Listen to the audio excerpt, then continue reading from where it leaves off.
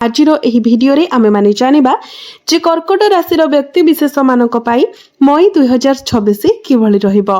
एही मई मासरे आपणकर स्वास्थ्य, शिक्षा, प्रेम जीवन, वैवाहिक जीवन, भाग्य, क्यारियर एवं व्यापार वाणिज्यर स्थिति किभଳି रहिबो।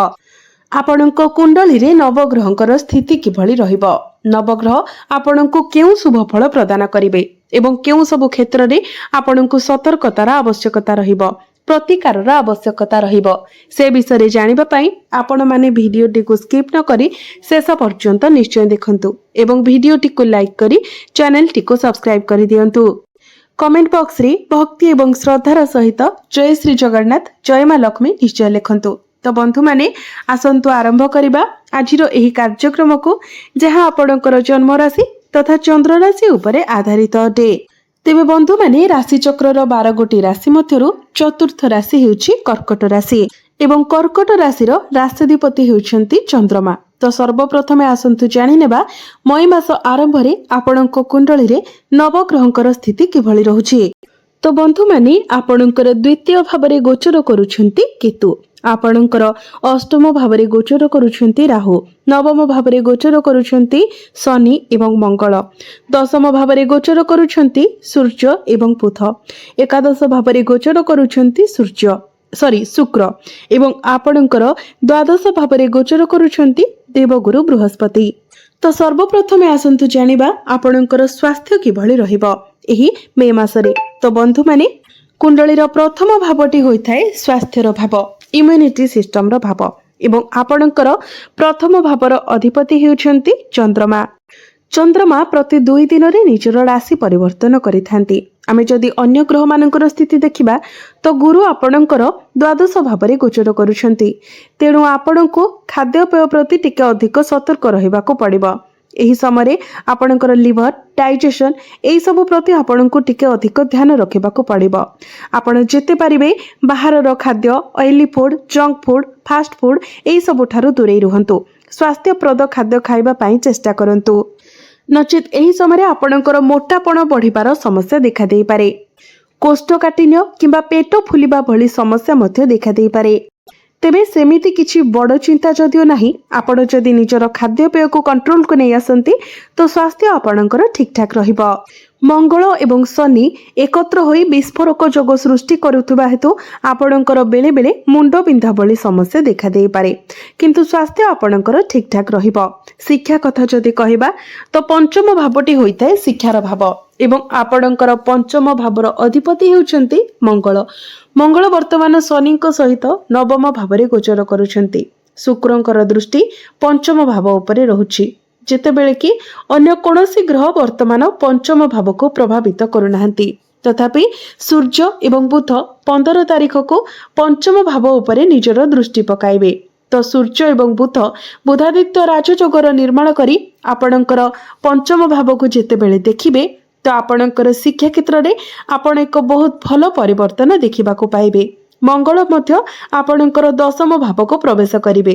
तो मई मास 11 तारिख रु आपण निजर शिक्षा क्षेत्र रे बहुत अधिक शुभ फल देखिबा को पाइबे, कारण मंगल एठारे रोचक नामक राजयोगर निर्माण करिवे। तो आपणकर शिक्षागत प्रदर्शन संपूर्ण असाधारण हेबा पई जाउछि। एहा व्यतीत जदि आपणकर 11 तारिख परे किछि एग्जाम अछि, विशेषकर सरकारी परीक्षा, प्रतियोगितामूलक परीक्षा, तो समय आपणक पई अनुकूल रहिबो, कारण सूर्य उच्च स्थिति रे अछंती, बुध मध्य सूर्यंक सहित अछंती। तो जदि कहिबा तो संपूर्ण मास सारा आपणकर शिक्षा क्षेत्र बहुत भल रहिबो। आपण आपणकर पाठ पढ़ा रिलेटेड जहाँ भी किसी स्टेप नेबा पाई चाहुथिले, जहाँ भी किसी डिसीजन नेबा पाई चाहुथिले ताहा आपण नै पारिबे।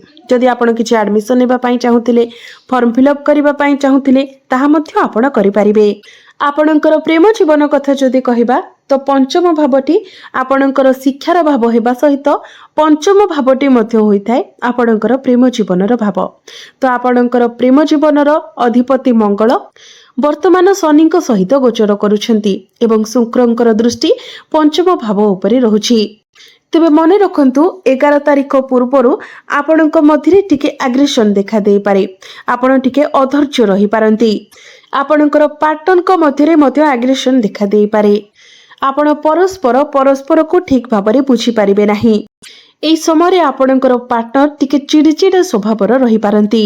तो आपणको ही आपणको टिके नियंत्रण रे रहिबाकू पड़िबो। निजर क्रोध को नियंत्रण रे रखिबाकू पड़िबो। किंतु 11 तारिख परे आपणकर प्रेम जीवन रे एक संपूर्ण प्रकारर परिवर्तन आसीबो, जहाँकि सकारात्मक परिवर्तन हेबो। कारण मंगल दशम भावरे रुचक नामक राजयोगर निर्माण करिवे, जहा फल रे आपणक मध्यरे पुनः मिलन हेबो। पूर्वरु जहा भी किछि मिसअंडरस्टैंडिंग थिला, जहा भी किछि मतभेद मनांतर थिला, से सब किछि दूर होइजिबो। आपणक मध्यरे भल पाइबा बढ़िबो। वैवाहिक जीवन कथा जदि कहबा तो सप्तम भावटी होइथाय वैवाहिक जीवनर भाव, आपणक जीवन साथीर भाव। तो आपणकर सप्तम भावर अधिपति शनि वर्तमान आपणकर भाग्य भावरे गोचर करुछंती, मंगलंक सहित गोचर करुछंती। तो एही समय दृष्टिकोण सकारात्मक देखा जाउछि। बृहस्पति एवं शुक्र मध्य खूब भल स्थिति रे अछंती। जेतु शुक्र हेउछंती विवाहर कारक ग्रह एवं शुक्र बहुत भल स्थिति रे अछंती, तो वैवाहिक जीवन आपणकर बहुत भल रहिबो। किंतु आपण मने रखिबे एही समय आपणक जीवन साथींकर स्वास्थ्य रे किछिटा समस्या देखा देई पारे, सेथि प्रति आपण सतर्क रहिबे। आपणक जीवन साथींकर पर्सनल एवं प्रोफेशनल लाइफ रे आपण ग्रोथ देखिबाको पाइबे। आपणको किछि शुभ खबर मिलिबो। एबे आसंतु जानिबा सबुठारु गुरुत्वपूर्ण विषय वस्तु आपणकर भाग्य, कैरियर एवं व्यापार वाणिज्यर स्थिति किभଳି रहिबो। तो बंधु माने कुंडलीर नवम भावटी हेउछि भाग्यर भाव एवं दशम भावटी हेउछि आपणकर कैरियर भाव। तो आपणकर भाग्य भावर अधिपति द्वादश भावरे गोचर करुछंती एवं आपणकर भाग्य भावरे शनि एवं मंगल गोचर करुछंती। जून 2 तारिख को गुरु आपणकर प्रथम भाव को चलन करिवे। तो जून 2 तारिख परे ही आपणकर भाग्य रे वृद्धि आसीबो। से पर्यंत आपण भाग्य संबंधित जहा किछि डिसिजन नेबा पई जाउछंती, सेथिरे आपण ठीके अटकी जांतु। जदि आपण किछि बड़ शुभ मांगलिक कार्य करिबा पई चाहुछंती, किछि गुरुत्वपूर्ण निष्पत्ति नेबाकू चाहुछंती, किछि बड़ इन्वेस्टमेंट करिबा पई चाहुछंती, किछि बड़ जिनिस किणाकिणी करिबा पई चाहुछंती, तो आपण जून 2 तारिख परे जदि करंती तो आपणको पई बहुत भल रहिबो। कारण गुरु आपणको राशि रे उच्चस्थ होइजिबे एवं आपणको संपूर्ण भाबरे आपणको भाग्यर साथ मिलिबो। किंतु एबे जदि देखिबा आपणको सेतेटा आपणको भाग्यर साथ मिलु नाही। कारण एक रे तो नवम भावरे शनि एवं मंगल विस्फोरक जोगर निर्माण करुछंती एवं गुरु मध्य द्वादश भावरे खराब स्थिति रे अछंती। तो आपण लक्ष्य करुथिबे वर्तमान प्रायतः अनेक क्षेत्र रे आपणको समस्यार सामना करिबाको पडुथिबो, बाधा विघ्नर सामना करिबाको पडुथिबो। आपण जो भी कार्य करुथिबे प्रायतः सेथिरे आपणको सफलता मिलु नथिबो। किंतु जून 2 तारिख परे आपण एक सकारात्मक परिवर्तन देखिबे। हठात आपणकर भाग्य रे चमक आसीबो एवं आपण जो भी कार्य रे हाथ देबे सेथिरे आपणको सफलता प्राप्ति हेबो। कैरियर कथा जदि कहिबा तो बंधु माने मंगल 11 तारिख को दशम भावरे प्रवेश करिवे एवं एठारे रुचक राजयोगर निर्माण करिवे। जदिओ वर्तमान आपणकर भाग्य दुर्बल रहिछि, किंतु आपणकर आत्मविश्वास, साहस, शक्ति, वीरत्व एवं शारीरिक शक्ति प्रकृत रे असाधारण हेबो। वर्तमान सूर्य उच्चस्थ अछंती एवं दशम भावर अधिपति भाग्य भावरे गोचर करुछंती। यह व्यतीत खूब शीघ्र मंगल आपणकर दशम भाव को चली आसीबे, निजर स्वगृह रे प्रवेश करिवे। तो जो माने चाकरी पई अपेक्षा करिसेंती सेमानकु चाकरी मिलिबार संभावना बहुत अधिक रहउछि। आपण निज तरफरु चेष्टा जारी रखंतु। मंगल दशम भावरे प्रवेश करिबा सहित आपणकर सफलतार 99% संभावना अछि। एही समय आपण जे कोनोसी भी लक्ष्य पई कार्य करूछंती सेथिरे आपण आगकु बढ़ंतु। आईटी, वैषयिक क्षेत्र, इंजीनियरिंग एवं औषध भली क्षेत्र आपणक पई शुभप्रद साब्यस्त हेबो। विशेष करी जदि आपण जणे सर्जन, दशम भावरे मंगलंकर गोचर होटेल किंबा परिचालना भूमिका रे कैरियर जोठारे आपण कार्य परिचालना करंती सेठारे मध्य आपणकु सफलता मिलिबो।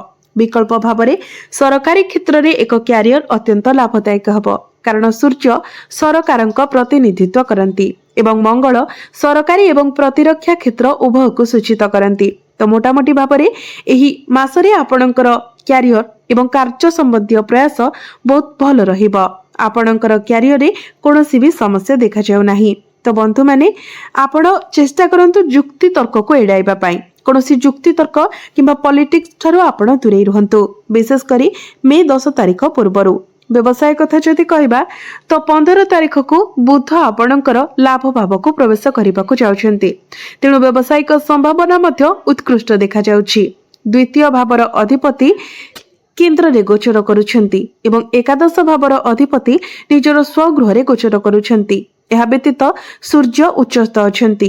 चतुर्थ घर सहित संपर्क रखुछंती। एक अत्यंत शुभ जोग रहुछि। तो क्या आपण आपणकर व्यवसाय रे मध्य बहुत भल लाभ देखिबा को पाइबे। आपणकर इनकम रे ग्रोथ आसीबो। आपणकर फाइनेंशियल ग्रोथ हेबो। तेबे शुक्र जेतेबेले द्वादश भाव को प्रवेश करिवे आपणकर खर्च किछिटा बढ़ी पारे। एई खर्च गुड़िक संपूर्ण भाव में आपणक निजस्व उपभोग एवं आनंद पाई हेबो। आपण केवल एक भल समय बिताइबा पाई टंका खर्च करिवे। तो मोटामोटी भाव में व्यवसाय दृष्टि मासटी आपणक पाई असाधारण रहिबो। एबे आसंतु जानिबा आपणक पाई किछि प्रतिकार जो प्रतिकार गुड़िक करिबा द्वारा आपणकु अधिक मात्रा रे शुभ फल प्राप्ति हेबो एवं जहाँ सब अशुभत्व रहुछि सेगुड़िक मध्य खंडन होइछिबो। तो सेथिपाई आपण प्रत्येक दिन गुरुंकर बीज मंत्र 108 थर जप करंतु। प्रत्येक दिन विष्णु सहस्र नाम पाठ करंतु किंबा सुनंतु। प्रत्येक दिन हनुमान चालीसार पाठ करंतु। यह आपणक पाई अत्यंत लाभदायक प्रमाणित हेबो। प्रत्येक दिन पक्षी माननकु खाद्य एवं पानी प्रदान करंतु। माछ माननकु खाइबाकु दियंतु जहाँ आपणकर पाई महान सौभाग्य आनिबो। तो बंधु माने आपणकर जीवन मंगलमय हेउ। यह ही ईश्वरंक निकटरे मोर प्रार्थना। धन्यवाद।